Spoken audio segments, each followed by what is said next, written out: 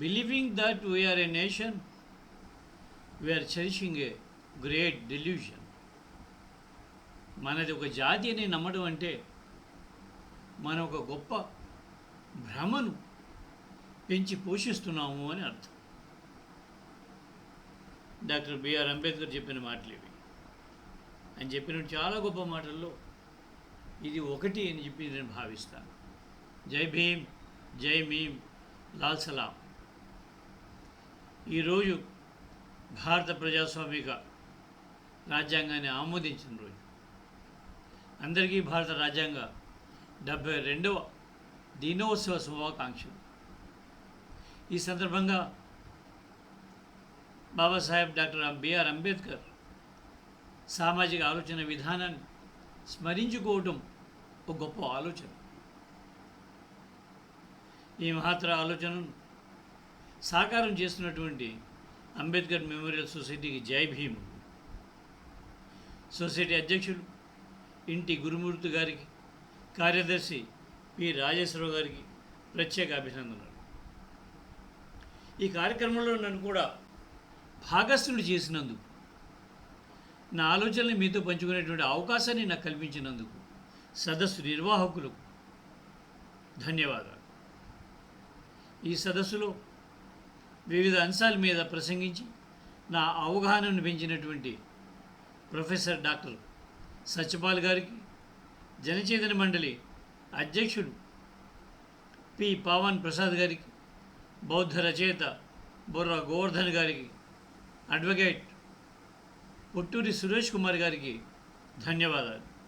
మిత్రులారా, ఈరోజు నాకు కేటాయించిన అంశం భారత రాజ్యాంగం అమలు తీరుతెన్నులు. ఈ అంశం విస్తృతి చాలా పెద్దది కనుక అయినప్పటికీ నాకు కేటాయించినటువంటి 40-45 నిమిషాల్లోపు ఈ అంశాన్ని వివరించే ప్రయత్నం చేస్తాను. ఈ స్వల్ప ఉపోద్ఘాతంతో నేను నా ప్రసంగాన్ని ఆరంభిస్తాను. భారత రాజ్యాంగం అమలు తీరుతెన్నుల్ని పరిశీలించాలంటే ముందుగా మనకు ప్రాణపేదమైనటువంటి ఒక మార్గదర్శక సూత్రాన్ని నిర్ణయించుకోవాలి. భారత రాజ్యాంగాన్ని, అసలు రాజ్యాంగాన్ని రూపొందించుకోవాల్సిన అవసరం ఎందుకు వస్తుంది అనేది ఓ ప్రశ్న. What necessitates the drafting of a constitution?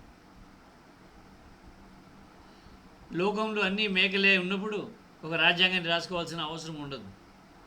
అలాగే లోకంలో అన్ని తోడేళ్ళే ఉన్నప్పుడు కూడా ఒక రాజ్యాంగాన్ని రాసుకోవాల్సినటువంటి అవసరం ఉండదు. తోడేళ్ళ సరసన మేకలు బతకాల్సి వచ్చినప్పుడు మాత్రమే ఒక రాజ్యాంగాన్ని రాసుకోవాల్సిన అవసరం ఏర్పడుతుంది. తోడేళ్ళకు అనాదిగానే మను, యజ్ఞవల్క్య, పరాశర వగైరా వగైరా ఓ డజనున్నర స్మృతులు ఉన్నాయి. ఆధునిక రాజ్యాంగాలతో పని లేదని భావిస్తుంటాయి. తమకు ఏమాత్రం అవకాశం వచ్చినా తమ స్మృతులకు ప్రాణం పోస్తామని తరచూ ఊళ్ళ వేస్తుంటాయి. తోడేళ్ల బారి నుండి మేకల్ని సంరక్షించడానికి సేఫ్ గార్డ్, మేకల వికాసానికి, మేకల అభ్యున్నతికి రాజ్యాంగాల్ని రాసుకోవాల్సి ఉంటుంది. రాజ్యాంగాలు అనేవి తోడేళ్ళు, మేకలు రెండింటి అభ్యున్నతి కోసమే అని కొందరు అనుకోవచ్చు. అది తప్పు. రాజ్యాంగాలు రాసుకునేది తోడేళ్ళ కోసం కాదు, మేకల సేఫ్ గార్డింగ్ కోసం. రాజ్యాంగాలు 2 ప్రమాణాలు, కొలమానాలు ఉంటాయి. అవి తోడేళ్ళ ఆధిపత్యాన్ని అదుపులో ఉంచుతాయి, మేకల జీవన స్థాయిని అభివృద్ధి చేస్తాయి. ఈ కొలమానం స్పష్టంగా తెలియకపోతే, అర్థం కాకపోతే రాజ్యాంగం అమలు కూడా మనకు అర్థం కాదు. 1996 డిసెంబర్ 9న మొదలై 2 సంవత్సరాలు 11 నెలల 17 రోజులు కొనసాగి 11 సమావేశాలు నిర్వహించి 25 అధ్యాయాలు, 12 షెడ్యూలు, 448 అధికరణలతో సువిస్తారంగా రూపొంది విరాజిల్లుతున్న రాజ్యాంగం మాది. మన రాజ్యాంగం బలహీన వర్గాలకు, నిస్సహాయులకు, అన్నగారైన సమూహాలకు ఇప్పటికీ ఒక ఆశాజ్యోతిగా నిలబడి ఉంటుంది. దానికి ప్రధాన కారణం రాజ్యాంగానికి ప్రాణప్రదమైనటువంటి దాని ప్రవేశిక. న్యాయం, స్వేచ్ఛ, సమానత్వం, సోదరభావం అనేటువంటి 4 ఆదర్శాలు. ఇవి భారత రాజ్యాంగానికి హృదయం లాంటివి. భారత రాజ్యాంగ పరిషత్తులో బాబు రాజేంద్ర ప్రసాద్, జవహర్లాల్ నెహ్రూ తదితర ఉద్దండులైనటువంటి జాతీయ నాయకులు డజన్ల సంఖ్యలో ఉన్నారు. అంబేద్కర్ స్వయంగా అల్లాడి కృష్ణస్వామి అయ్యర్ పేరు, బిఎన్ రావు పేర్కొన్నాడు కూడా. రాజ్యాంగాన్ని ప్రభావితం చేసిన వాడుగా రాజ్యాంగ అధికరణలో వాళ్ళ ప్రమేయం, ప్రభావం ఉండే ఉంటుంది ఎంతో కొంత స్థాయిలో. అయితే భారత రాజ్యాంగానికి హృదయమైనటువంటి పీఠిక, ప్రవేశిక, ప్రియంబుల్ నువ్వు సమకూర్చింది మాత్రం అంబేద్కరే. న్యాయం, స్వేచ్ఛ, సమానత్వం, సౌభ్రాతృత్వం అనేటువంటి ఆదర్శాలను అమర్చినటువంటి ఘనత పూర్తిగా అంబేద్కర్కే దక్కుతుంది. ఈ 4 ఆదర్శాలను అంబేద్కర్ బౌద్ధ మతం నుండి స్వీకరించాడని కొందరు, కాదు ఫ్రెంచ్ విప్లవం నుండి స్వీకరించాడని మరికొందరు తరచూ వాదన చేస్తుంటారు. నేను ఆ చర్చలకు వెళ్ళదలచలేదు. ఎక్కడి నుండి తెస్తేనేమి, చేసింది మంచి పని. ఆ 4 ఆదర్శాలను పొదిగి భారత రాజ్యాంగానికి ఎనలేని గౌరవాన్ని తెచ్చినవాడు అంబేద్కర్ ఒక్కడే అనే విషయంలో మాత్రం ఎక్కడ ఎప్పుడు ఎలాంటి వివాదం లేదు. స్వేచ్ఛ, సమానత్వం, సోదరభావం ఇవి విడివిడి ఆదర్శాలు కావు. ఇవి త్రికం, ట్రినిటీ అంటారు ఇంగ్లీష్లో. ఒక దాని నుండి మరో దాన్ని విడదీయలేము, విడిదే రాదు కూడా అని అంబేద్కరే అన్నాడు. ఇప్పుడు అసలు సమస్య ఏమంటే ఈ 4 ఆదర్శాలను అన్నగారిన సమూహాలు ఆస్వాదిస్తున్నాయా? దీనికి సమాధానం బిగ్ నో. ఆర్టికల్ 17 అంటరానితనాన్ని బహిష్కరించింది.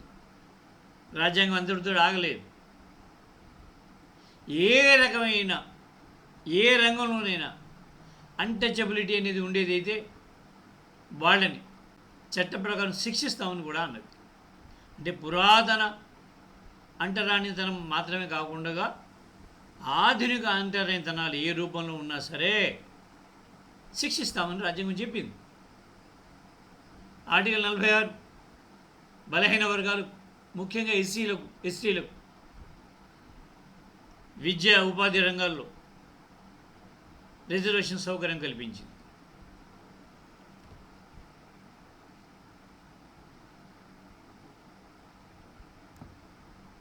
ఈ అధికారాలను ఉల్లంఘిస్తూ దేశంలో అంటరానితనం ఏనాడో పారిపోయింది. దేశ ప్రజలందరూ సుఖంగా, సంతోషంగా ఉంటున్నారు అని కొందరు మీడియా వీరులు చాలా గట్టిగా అంటూ ఉంటారు. స్కూల్ టీచర్లకు కూడా నా ఉద్దేశంలో ఇలాంటి అమాయకత్వం కొంచెం ఎక్కువ శాతంలో ఉంటుంది. మనుస్మృతి వగైరాలు త్రేత, ద్వాపర యుగాలకు సంబంధించిన అంశాలు మాత్రమేనని, ఆధునిక యుగంలో అంటే కలియుగంలో ఆ స్మృతులు ఉండవని వీళ్ళు బుకాయిస్తూ ఉంటారు. మన కాలంలో అంటరానితనం ఎలా కొనసాగుతున్నది అనేది పరిశీలించడం ఒక అంశం అయితే, మనుస్మృతి ఎలా పనిచేస్తున్నది పరిశీలించడం కూడా మరో అంశం. ఈ రెండు విడి అంశాలు కాదు. మనలో కొందరు తరచుగా ఒక తప్పు చేస్తుంటారు. అంటరానితనం పాత రూపాలను ఉంటుందనేటువంటి ఒక అపోహ మనలో కొనసాగుతున్నది. అంటే పాత రూపాల్లో అంటరానితనం లేకపోతే అంటరాని తనమే లేనట్టుగా మనం మాట్లాడుతూ ఉంటాం. నిజమే. అంటరానితనాన్ని మనం సామాజిక వెలిగా మాత్రమే చూస్తుంటే అది తగ్గింది గతంతో పోలిస్తే. కానీ అంటరానితనాన్ని మనం ఆర్థిక రంగం నుండి వెలివేతగా చూస్తే అది బాగా పెరిగింది. అదే నయా మనుస్మృతి. కుల వయస్సు పునరుజ్జీవితం మాత్రమే కాకుండా దేశంలో జాతి అభివృద్ధి కూడాను ప్రధానంగా ఆటంకంగా ఉంది అంటూ 1927 డిసెంబర్ 25న బాబాసాహెబ్ అంబేద్కర్ మనుస్మృతిని బహిరంగంగా తగలబెట్టారు. అది జరిగిన 22 ఏళ్ల తర్వాత ఆయనే భారత రాజ్యాంగ రచనకు నాయకత్వం వహించారు. అప్పట్లో ముంబైలో జరిగినటువంటి ఒక సమావేశంలో మనుస్మృతికి ఇక కాలం చెల్లింది అన్నాడు.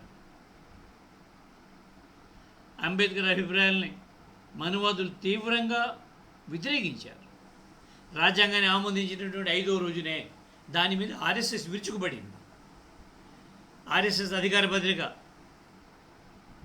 ఆర్గనైజర్ 1949 నవంబర్ 30 నాటి సంచిక సంపాదకీయంలో భారత రాజ్యాంగాన్ని తీవ్రంగా విమర్శించింది.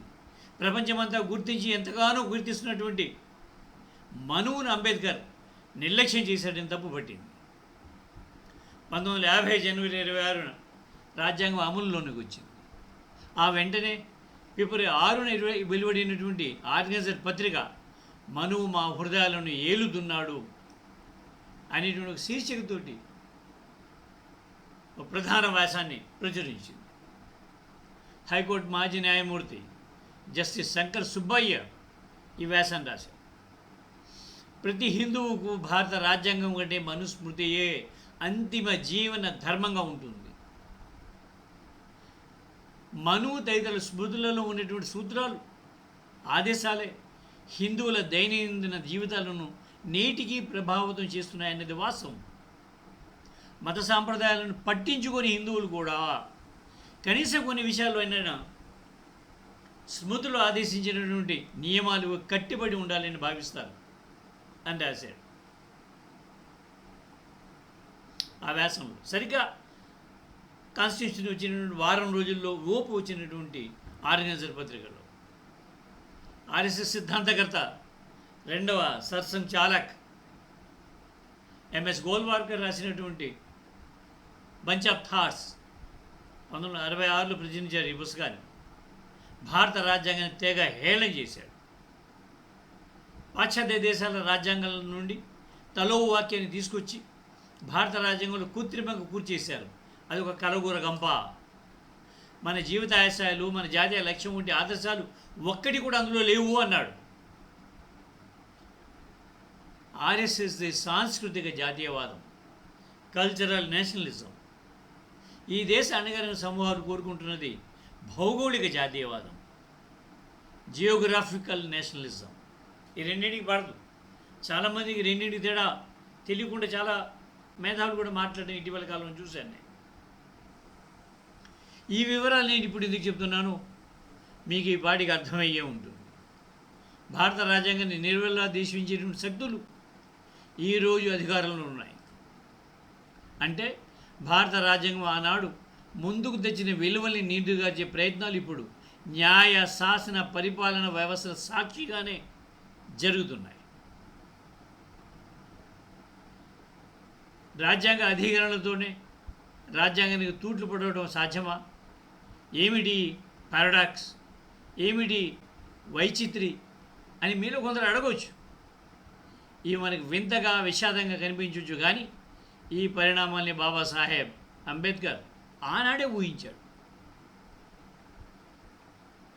మీరందరూ 1945 నవంబర్ 25న రాజ్యాంగ సభలో బాబాసాహెబ్ అంబేద్కర్ చేసినటువంటి చివరి ప్రసంగ పాఠాన్ని చదివి ఉంటారని నా భావిస్తాను. చదవకపోతే తప్పక చదవండి. అంబేద్కర్ అవగాహన, సిద్ధాంత పటిమ, దూరదృష్టి, ఎక్కడ దూకాలి, ఎక్కడ తగ్గాలి అనేటువంటి ఒక సమతుల్యత, పెద్దలను గౌరవించడం, బలమైన ప్రతినిధులకు వాళ్ళ స్థాయిని గుర్తు చేయడం, మళ్ళా వాళ్ళు నొచ్చుకోకుండా కొంచెం హాస్య చతురతను ప్రదర్శించడం, ముంచుకొస్తున్న ప్రమాదాన్ని గుర్తించడం, దాన్ని ఎలా ఎదుర్కోవాలో హెచ్చరించడం, ఇలా ఒక్కటేమిటి 6000 పదాల ఆ ప్రసంగంలో అంబేద్కర్ తన విశ్వరూపాన్ని ప్రదర్శించాడు. నాకు చాలా ఇష్టమైనటువంటి ప్రసంగాల్లో అదొకటి. ఈ ప్రసంగంలో రాజ్యాంగ రచన కన్నా రాజ్యాంగాన్ని అమలు చేసే వారే కీలక పాత్ర పోషిస్తారని అంబేద్కర్ గుర్తు చేశాడు. అమలు చేసేవారు చెడ్డవారైతే ఎంత గొప్ప రాజ్యాంగమైనా సరే పనికి రాకుండా పోతుంది. అమలు చేసేవారు మంచివాళ్ళైతే అలా జరుగుతుంది. అమలు చేసేటువంటి వాళ్ళు అదే మంచివాళ్ళైతే చెడ్డ రాజ్యాంగాలు కూడా మంచి ఫలితాలను సాధిస్తాయి అన్నాడు. పెన్సిల్వేనియా రాష్ట్రంలో గెటెస్బర్గ్ పట్టణంలో 1863 నవంబర్ 19న చేసినటువంటి ఒక ప్రసంగంలో ఆనాటి అమెరికా అధ్యక్షుడు అబ్రహాం లింకన్ ప్రజాస్వామ్య ప్రభుత్వానికి ఒక కొత్త నిర్వచనాన్ని ఇచ్చాడు. ప్రజాస్వామిక ప్రభుత్వం అంటే ప్రజల ద్వారా ప్రజల కొరకు పనిచేసేది అన్నాడు. మనలో ప్రతి ఒక్కరు కూడా వేదిక ఎక్కగానే ఈ మాటలు అంటుంటాం మనం, a government of the people, by the people and for the people అని ఓలే వేస్తుంటారు చాలామంది.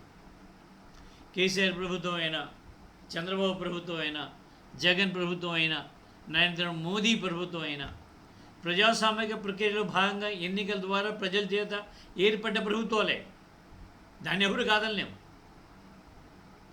అంబేద్కర్ ఇక్కడ ఒక మాట చెప్తాడు తన ప్రసంగం చివరిలో, ఇంతపైన చెప్పిన ప్రసంగం చివరిలో ఒక మాట అంటాడు, ప్రజల చేత ఏర్పడే ప్రభుత్వం కన్నా ప్రజల కొరకు పనిచేసే ప్రభుత్వమే ముఖ్యమని గుర్తు చేస్తాడు. రెండింటి తేడా ఉంది. 3 ఒకటి కాదు ఆ మాటలు. మొదటి 2 లేకపోయినా పర్వాలేదు, ప్రభుత్వం అనేది ప్రజల కోసం పనిచేయాలి. భారత రాజ్యాంగం స్వర్ణోత్సవాల సందర్భంగా 1999లో ఆనపాపటి రాష్ట్రపతి కేఆర్ నారాయణన్ రాజ్యాంగం విఫలమైందా లేక మనం దాన్ని విఫలం చేశామా అంటూ ఒక గొప్ప ప్రశ్న వేశారు. నాటి ప్రభుత్వాలు రాజ్యాంగాన్ని విఫలం చేస్తున్నారనేటువంటి అభిప్రాయం మనలో ఉన్నది. నిజానికి రాజ్యాంగం పుట్టినరోజు నుండే దాన్ని విఫలం చేసే ప్రక్రియ మొదలైపోయింది. దానితో విసిగిపోయినటువంటి బాబాసాహెబ్ 1953లో స్వయంగా రాజ్యసభలో ఆశ్చర్యకరమైన ప్రకటన చేశారు. అయ్యా, రాజ్యాంగాన్ని నేనే రూపొందించానని నా స్నేహితులు అందరూ అంటున్నారు, కానీ దాన్ని తగలబెట్టే మొదటి వ్యక్తి నేనే అని చెప్పడానికి నేను సిద్ధంగా ఉన్నాను.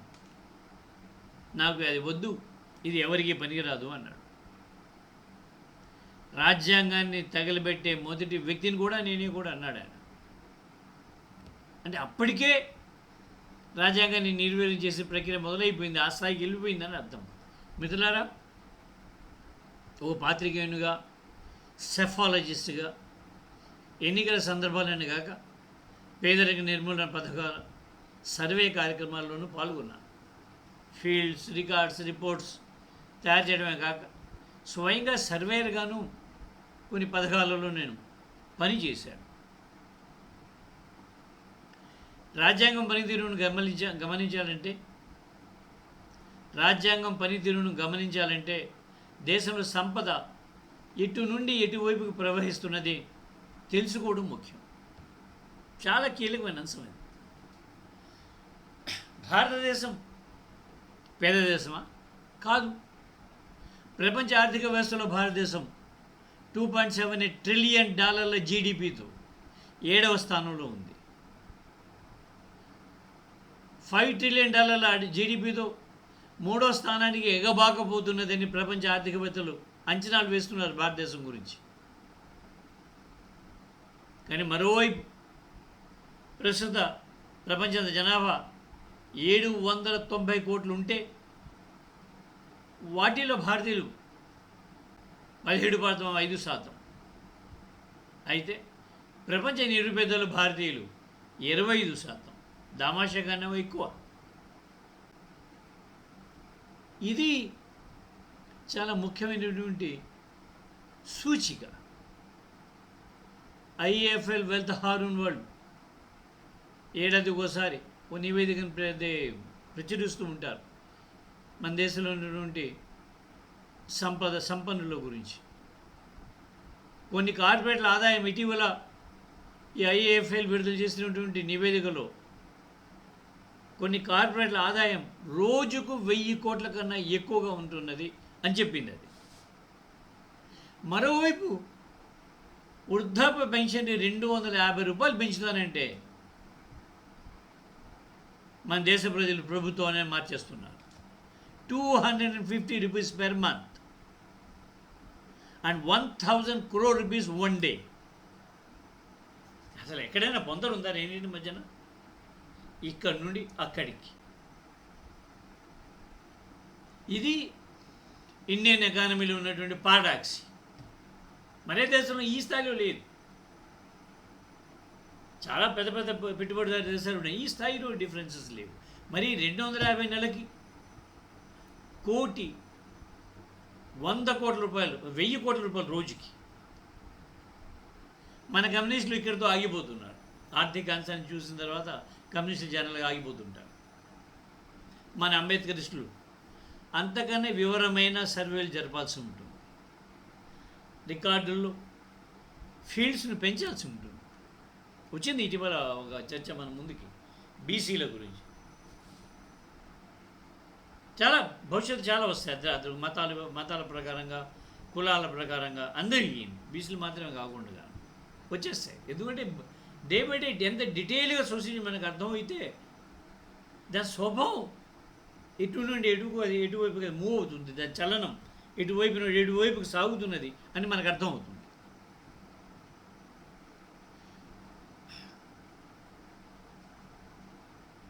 భారతదేశంలో 100 కోట్ల డాలర్లను, అంటే దాదాపుగా 7,445 కోట్ల రూపాయలు ఇండియన్ కరెన్సీలో అయితే మించినటువంటి సంపద కలిగినటువంటి ఐశ్వర్యవంతుల జాబితా ఒకదాన్ని తీసుకోండి.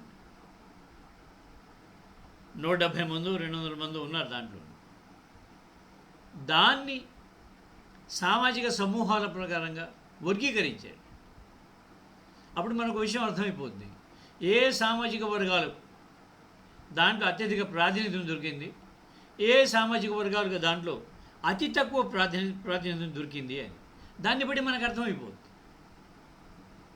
సంపద ఎక్కడి నుండి ఎక్కడికి వెళ్తుందో అనేది. అంబేద్కర్ జీవితకాలం తప్పించినటువంటి అణగారిన సమూహాలు నిస్సందేహంగా ఈ జాబితాలో స్థానం ఉండదు. నేను మర్యాద కోసం అణగారిన సమూహాలు, సామాజిక వర్గాలు అంటున్నాను, కానీ వాస్తవానికి అవి అణగారిన కులాలు. సంపద అంతా పెద్దందరి కులాల చేతుల్లోనూ, పేదరికం అంతా అణగారిన కులాల చేతుల్లోనూ ఉండడం కన్నా మనువాదం ఏముంటుంది? మనువాద ఆర్థిక లక్ష్యం అదే కదా. మనువాదం సాంస్కృతిక లక్ష్యాల కోసం ఏర్పడింది కాదు. చాలామంది అక్కడికే పరిమితం అవుతున్నారు కాదు. మిత్రులారా, మనం ఈసారి జైళ్ళ సర్వేను కూడా పరిశీలిద్దాం. మీరు ఏ జైలైనా తీసుకోండి, ఖైదీలందరినీ సామాజిక సమూహాలుగా వర్గీకరించండి, మీకు 2 విషయాలు చాలా స్పష్టంగా తెలుస్తాయి. ఖైదీలు అత్యధికులు ఎస్సీ, ఎస్టీ, బీసీ, మైనార్టీలు. ఖైదీలు పెత్తందరి కులాలు అతి తక్కువ మంది మాత్రమే ఉంటారు. ఈ వర్గీకరణ శిక్షా కాలానికి కూడా చేయండి. పెత్తందరి కులాలకు చెందినటువంటి వాళ్ళు ఎంత పెద్ద నేరం చేసినా బెయిల్ పొంది బయటికి వచ్చేస్తుంటారు. అన్నగారిన కులానికి చెందినటువంటి వాళ్ళు చిన్న చిన్న నేరాలు కూడా బెయిల్కు నోచుకోక ఏళ్ల తరబడి జైళ్ళలో మగ్గుతూ ఉంటారు. నాకు తెలిసి భారతదేశంలో అత్యంత సీనియర్ ఖైదీలు సాతులూరి చలపతిరావు, గంటెల విజయవర్ధన్, ఇద్దరు ఎస్సీలే. చిలుకూరుపేట బస్ బర్నింగ్ కేసు దోషులు వాళ్ళు నేరం చేయలేదని నేను అనటం లేదు, కానీ వాళ్లకు మాత్రమే అంత పెద్ద శిక్ష ఎందుకు వేస్తున్నారని మాత్రమే అడుగుతున్నాను. పెత్తందారి కులాలకు చెందినటువంటి వాళ్ళు, యజమాని కులాలకు చెందినటువంటి వాళ్ళు పెద్ద పెద్ద రైలు పేలుడు కేసుల్లో ముద్దాయిలుగా ఉన్నప్పటికీ ఇప్పుడు మనకు ఎంపీలుగా ఉన్నారు. ఏమిటి వైరిత్యం?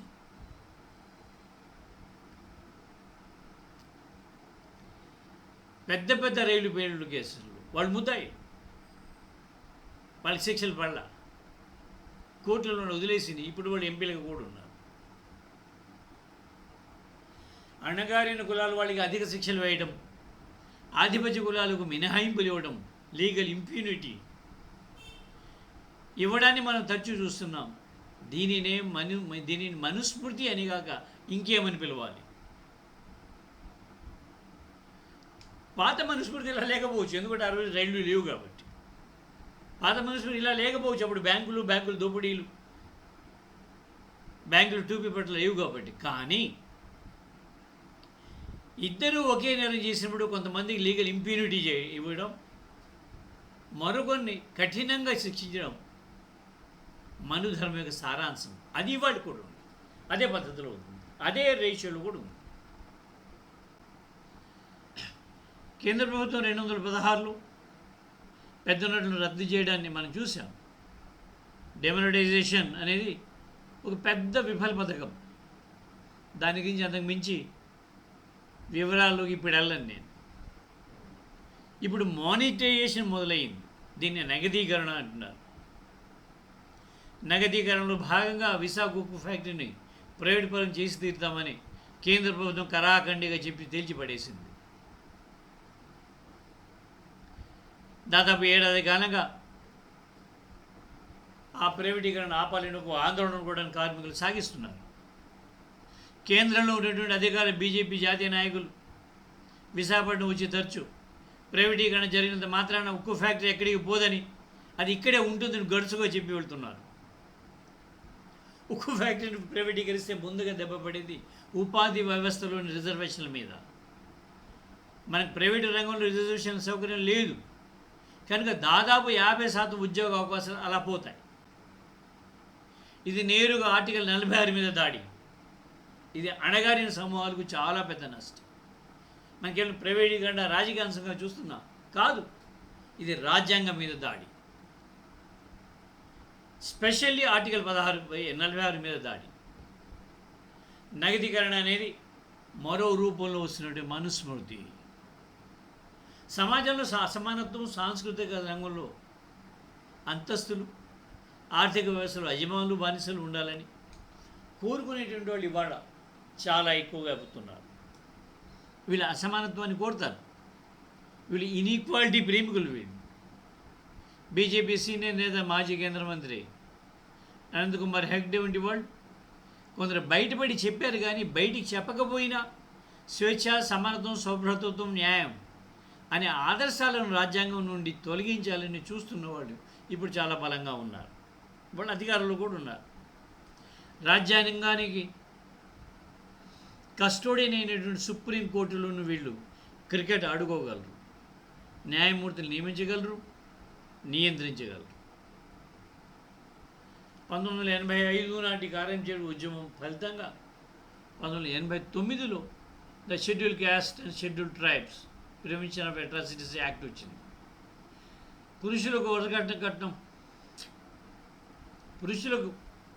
వరకట్న చట్టం కెట్టినట్టు పెట్టందారి గురాలకు ఎస్సీల మీద అత్యాచారాల నిరోధక చట్టం కూడా నచ్చదు. సాధారణంగా పురుషులకు వరకట్న చట్టం నచ్చదు కదా. అట్లాగే పెద్దందరి కులాలకు కూడా, యజమాని కులాలకు కూడా ఈ ఎస్సీ అట్రాసిటీస్ యాక్ట్ నచ్చదు. బీజేపీకి అణగారిన సమూహాల మీద నమ్మకం లేదు. దానిది పెత్తందారీ కులాల సంతుష్టీకరణ, అపీస్మెంట్ పాలసీ. సంతుష్టీకరణ. ఎస్సీల మీద అత్యాచారాల నిరోధక చట్టాన్ని రద్దు చేయాలంటూ అనంతకుమారులు సుప్రీంకోర్టు కేసు వేశారు. ఈ పనిని వాళ్ళు 2018 లోక్సభ ఎన్నికలు దృష్టిలో పెట్టుకుని చేశారనేది గుర్తుపెట్టుకోవాలి. 2018 మార్చి 20న ఈ చట్టాన్ని సరళీకరిస్తూ సుప్రీంకోర్టు ఆదేశాలు జారీ చేసింది. సుప్రీంకోర్టు తీర్పుకు వ్యతిరేకంగా దేశవ్యాప్తంగా చాలా పెద్ద ఎత్తున నిరసన ప్రదర్శన సాగాయి. వీటిల్లో 10 మందికి పైగా చనిపోయారు, వందలాది మంది గాయపడ్డారు. ఎస్సీల నిరసనల్ని ఆపడానికి సుప్రీంకోర్టు ఆర్డర్ మీద భారత ప్రభుత్వ అటార్నీ జనరల్ కేకే వేణుగోపాల్ 2018 ఏప్రిల్ 3న నాటికి ఇంకా రివ్యూ పిటిషన్ వేశారు. కేసు వేసింది వాళ్ళ మనుషులే, రివ్యూ పిటిషన్ వేసింది వాళ్ళ ప్రభుత్వమే. 2019 లోక్సభ ఎన్నికలకు 2 నెలల ముందు కేంద్ర ప్రభుత్వం ఆర్థికంగా వెనుకబడిన తరగతులకు 10% రిజర్వేషన్ ప్రకటించింది. ఒక విధంగా ఇది జాతీయోద్యమ కాలంలోనూ ఆ తర్వాత రాజ్యాంగ రూపకల్పన కాలంలోనూ అణగారిన సమూహాలు సాధించుకునేటువంటి వెసులుబాటును సౌకర్యాలను ఒకదాని తర్వాత మరొక దాన్ని వరుసగా రద్దు చేసే ప్రక్రియ సాగుతోంది. మిత్రులారా, మనువాదుల రాజ్యానికి ఏ విధంగా తూట్లు పొడుస్తూ వస్తున్నారు, ఏ విధంగా దాన్ని బలహీనపరుస్తూ వస్తున్నారు అనేది చెప్పుకుంటూ పోతే రోజులు వారాలు సరిపోవు. అంచేత ఈ విషయాన్ని నేను ఇక్కడ ఆపి మనం నెరవేర్చాల్సినటువంటి ఒక ముఖ్యమైన కర్తవ్యాన్ని వివరిస్తాను.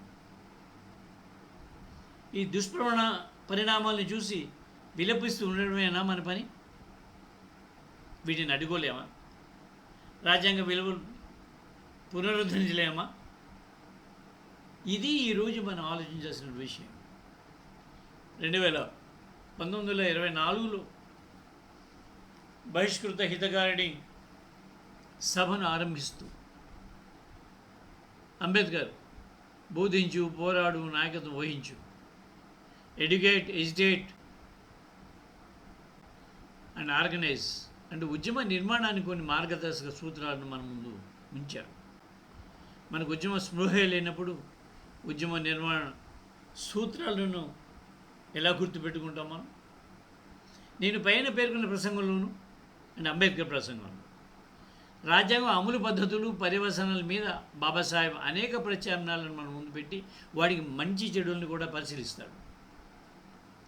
సామాజిక ఆర్థిక లక్ష్యాలను సాధించుకోవడానికి రాజ్యాంగబద్ధ పద్ధతులకు దారులు తెరిచి ఉన్నప్పుడు రాజ్యాంగ విరుద్ధ పద్ధతులకు ఎలాంటి సమర్థన ఉండదు. కానీ సామాజిక ఆర్థిక లక్ష్యాలను సాధించుకోవడానికి రాజ్యాంగబద్ధ పద్ధతులకు మార్గాలు మూసుకున్నప్పుడు రాజ్యాంగ విరుద్ధ పద్ధతులకు మార్గాలు తెరుచుకుంటాయి. రక్తపాత విప్లవాలకు గొప్ప సమర్థన వస్తుంది. మనం అలాంటి పరిస్థితిని రానివ్వకూడదు. ఎందుకంటే రక్తపాత విప్లవాలు ఇది అరాచక వ్యాకరణం తప్ప మరేది కాదు. గ్రామర్ ఆఫ్ అనార్కీ అన్నాడు ఆ సందర్భంలో అంబేద్కర్. ప్రజలు తమ సామాజిక ఆర్థిక లక్ష్యాలను సాధించుకోవడానికి రాజ్యాంగబద్ధ పద్ధతులకు మార్గాలు మూసుకున్నప్పుడు రాజ్యాంగ విరుద్ధ పద్ధతులు ఉన్నాయి చేపట్టడానికి అంబేద్కర్ చెప్పినట్టు 40-50 ఏళ్ల క్రితం సాయుధ పోరాట మార్గాలు గొప్ప ఆకర్షణీయంగా కనిపిస్తూ ఉండేవి, ప్రత్యామ్నాయంగా కూడా ఉండేవి. ఇప్పుడు అవకాశాలు లేవు, ఆ పరిస్థితి లేదు.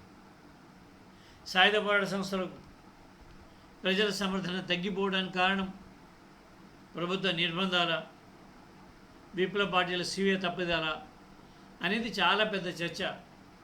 నేను ఇప్పుడు ఆ తుట్టెను కదపదలచలేదు. ఇప్పుడైతే ఆప్షన్స్ లేవు. రాజ్యాంగబద్ధ పోరాటమే ఏకైక మార్గం. రాజ్యాంగ విలువల్ని తుంగలో తొక్కుతూ ఇటీవలి కాలంలో పార్లమెంట్ సాక్షిగా సాగిన కొన్ని సంఘటనల్ని మీ ముందుకు తెస్తాను. 2019లో తిరిగి అధికారం చేపట్టిన బీజేపీ క్రమంగా తన అసలు ఎజెండాను అమలుపరచడం మొదలుపెట్టింది. ఈ క్రమంలో ముందుగా ముస్లిం మైనార్టీల మీద విరుచుకుపడింది. కొత్త ప్రభుత్వం ఏర్పడగానే ముస్లిం విడాకుల్ని శిక్షార్హమైన నేరంగా పరిగణించే చట్టాన్ని చేసింది. ఆ తర్వాత కాశ్మీర్కు ప్రత్యేక ప్రతిపత్తి ఇచ్చేటువంటి ఆర్టికల్ 370 రద్దు చేసింది. రామ మందిర నిర్మాణానికి అనుకూలంగా సుప్రీంకోర్టు నుండి ఆదేశాలు తెచ్చుకుంది. ఆ తర్వాత సిఏ, ఎన్ఆర్సీ, ఎన్పిఐ చట్టాలు వచ్చాయి. రామ మందిర నిర్మాణం, ఆర్టికల్ 370 రద్దు, ఉమ్మడి పౌరస్మృతి అని 3 అంశాలు ఆర్ఎస్ఎస్ బీజేపీల లక్ష్యాలని అందరికీ తెలుసు. కానీ మనుస్మృతిని పునరుద్ధరించడం ఆర్ఎస్ఎస్ బీజేపీల అసలు లక్ష్యమని మనలో చాలామంది గుర్తించలేదు. అంటే మత సామరస్య, సామ్యవాద, ప్రజాస్వామిక రాజ్యాంగానికి పెద్ద ముప్పు ఏర్పడిందని అర్థం. పైనుండి కింద నుండి కూడా. కేంద్ర హోంమంత్రి బీజేపీ అధ్యక్షుడు అమిత్ షా 2018 డిసెంబర్ 9న పౌరసత్వ సవరణ బిల్లును పార్లమెంట్లో ప్రవేశపెట్టారు. డిసెంబర్ 10న లోక్సభ బిల్లును ఆమోదించింది. డిసెంబర్ 11న రాజ్యసభ బిల్లును ఆమోదించింది. భారత ముస్లింల జీవితాల్లో డిసెంబర్ 11 ఒక చీకటి రోజుగా మారిపోయింది. వస్త్రాపహరణ సన్నివేశంలో మహాభారతంలో నిస్సహాయుడైన ద్రౌపది నీవే దిక్కుని విడుకున్నట్టు ఆ కారు చీకటిలో ముస్లిం మహిళలకు రాజ్యాంగం ఒక ఆశా దీపంగా కనిపించింది. మన రాజ్యాంగాన్ని కాపాడుకుంటే రాజ్యాంగం మనల్ని కాపాడుతుంది. 3 రంగుల జాతీయ జెండా నీడను నిలబడి ఒళ్ళో గాంధీజీ, అంబేద్కర్ ఫోటోలు పెట్టుకొని ఒక చేతిలో బాధ్యత మత సామరస్య రాజ్యాంగాన్ని పట్టుకొని ఇంకో చేతితో పిడికిలు బిగించి న్యాయం, స్వేచ్ఛ, సమానత్వం, సోదరభావం అంటూ భారత ముస్లింలు నినదించారు. నయా మనువాద నేతృత్వాన్ని దేశ రాజధాని నగరంలోనే దిగ్బంధించే ఒక యువాన్ని ముస్లిం మహిళలు కనుగొన్నారు. అదే షాహీన్బాగ్ ఉద్యమం. అలా మొదలైంది భారత రాజ్యాంగ పరిరక్షణ ఉద్యమం. ఆ తరువాత గత ఏడాది సెప్టెంబర్ 20న రైతు వ్యతిరేక వ్యవసాయ చట్టాలకు పార్లమెంట్ ఆమోదించింది. అప్పుడు భారత రైతాంగాన్ని ఒక విషాదం ఆవరించింది. షాహీన్బాగ్ బాటలో వాళ్ళు దేశ రాజధానిని దిగ్బంధనం ఆందోళన చేపట్టారు. రైతుల ఆందోళనకు నాయకత్వం వహిస్తున్నటువంటి Samyukt Kisan Morcha, all India Kisan Sangharsh coordination committee సగౌరవంగా షాహీన్బాగ్ ఉద్యమాన్ని తమకు దారి చూపిన తల్లి అని చెప్పి పేర్కొన్నారు. మత సామరస్య, సామ్యవాద, ప్రజాస్వామిక రాజ్యాంగాన్ని రక్షించుకోవడానికి షాహీన్బాగ్ ఒక మార్గం.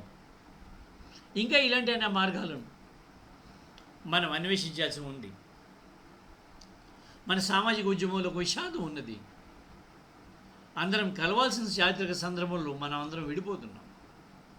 అంబేద్కరిస్టులు అంటే సామాజిక వర్గాల్ని మాత్రమే పట్టించుకుంటాయని, మార్క్సిస్టులు అంటే ఆర్థికాన్ని మాత్రమే పట్టించుకుంటారని ఒక నేరేటివ్ బలపడింది. నిజానికి బాబాసాహెబ్ అంబేద్కర్ సామాజిక రంగాలను సామాజిక ఆర్థిక రంగాలను ఎన్నడూ విడిగా చూడలేదు. ఆయన ఒక సమగ్ర సామాజిక దృష్టి గలవాడు. ఆయన రచనలు, ప్రసంగాలు అన్నింటిలోనూ సామాజిక ఆర్థిక అంశాలను కలిపే ప్రస్తావిస్తాడు. రాజ్యాంగ పరిషత్తులో తన చివరి ఉపన్యాసంలో బాబాసాహెబ్ చేసినటువంటి ఒక హెచ్చరికను మీ ముందు ప్రస్తావించి నా ప్రసంగాన్ని ముగిస్తాను. దానికి ముందు ఒక జర్మన్ నాటకంలోని ఒక సన్నివేశాన్ని మీకు వివరించాల్సినటువంటి అవసరం ఉన్నది. నాజిజం పాలనా కాలంలో జర్మనీ నాటక రచయిత బెర్టోల్ట్ బ్రెక్ట్ అమెరికాలో ప్రవాసంగా ఉన్నాడు. అన్యాయాలను చూస్తూ నిర్లిప్తంగా ఉండిపెట్టిన మనుషుల్ని ఈసడించుకుంటూ అతని 1943లో the good woman of Szechwan అనేటువంటి ఒక నీతి బోధ నాటకం రాశాడు. ప్యారబుల్ అంటాం మనం. ఈ కథ చైనాలోని షేజ్వాన్ నగరంలో సాగుతుంది. ఇందులో ప్రధాన పాత్ర షీంజే, ఒక వీధి వేశ్య.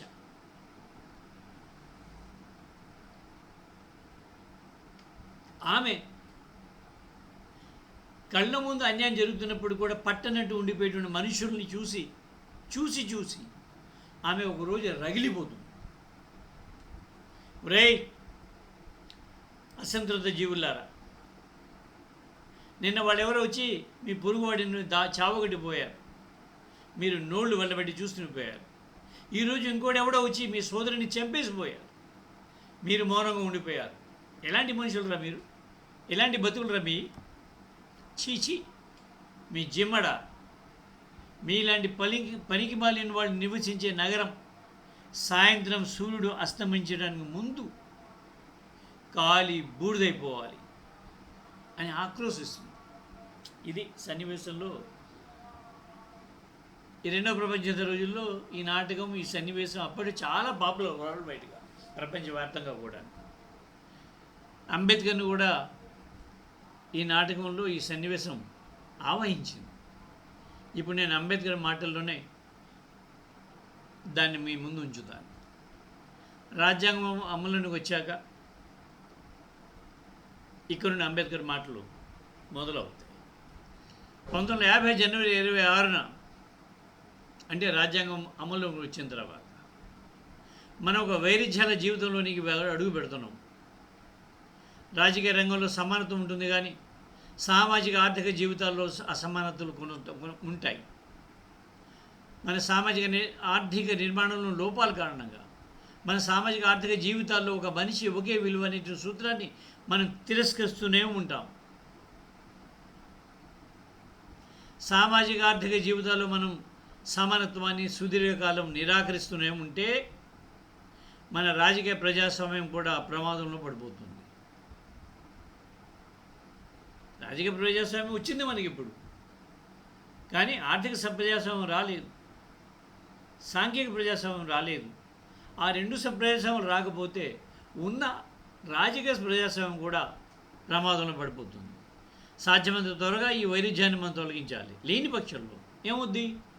అలా చేయకపోతే అసమానాలతోటి బాధపడేటువంటి వాడు తిరగబడి మనం ఇన్నేళ్ళు కష్టపడి నిర్మించిన ఈ రాజకీయ ప్రజాస్వామ్య సౌధాన్ని పేల్చి పడేస్తారు అని హెచ్చరిస్తారు. బాబాసాహెబ్ ఇంతగా ఆక్రోశాన్ని ప్రదర్శించిన సందర్భం మరేది ఉండదు. ఈ వాక్యాల్ని మళ్ళీ మళ్ళీ గమనించండి. సామాజిక ఆర్థిక అంశాల్ని అంబేద్కర్ ఏ సందర్భంలోనూ విడగొట్టి మాట్లాడడం, న్యాయం, స్వేచ్ఛ, సమానత్వం, సౌభ్రాతృత్వం ట్రినిటీ అయినట్టుగా సాంఘిక ఆర్థిక అంశాలను కూడా మనం విడగొట్టకూడదు కూడా. సామాజిక ఆర్థిక జీవితాల్లో అసమానత్వాన్ని ఇంకెంతకాలం సాగిద్దాం? అంబేద్కర్ హెచ్చరిక ఇంకా మన చెవుల్లో మోగుతూనే ఉంది. ఇప్పుడే మనం సమాధానం చెప్పాలి. మౌనానికి, నిర్లిప్తతకు ఇప్పుడు తావులేదు. అదొక్కటే నేను చెప్పదలుచుకున్నది. నాకు మాట్లాడే అవకాశం ఇచ్చినందుకు నిర్వాహకులకు, ఇంతసేపు నా ప్రసంగాన్ని విన్నందుకు మీ అందరికీ ధన్యవాదాలు. లాల్ సలాం, నీల్ సలాం, హరియాలీ సలాం.